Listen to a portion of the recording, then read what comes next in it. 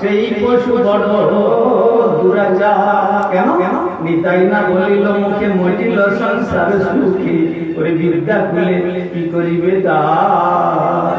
বিদ্যায় খুলে কি করবে? নিত্যান্ত তত্ত্বের আশ্রয় আমরা না পাই, তাহলে জীবন ধারণের কোনো মূল্য নাই। তাই এমন যে দুর্লভ মনুষ্য জন্ম 84 লক্ষ জীবন পরিভ্রমণ করে আমরা এমন সুন্দর নরতনু পেয়েছি।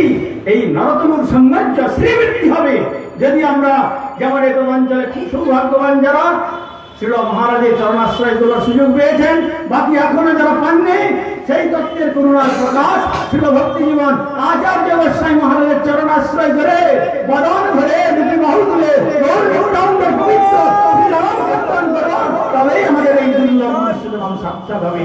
তা না হলে আর সব মরের কারণ।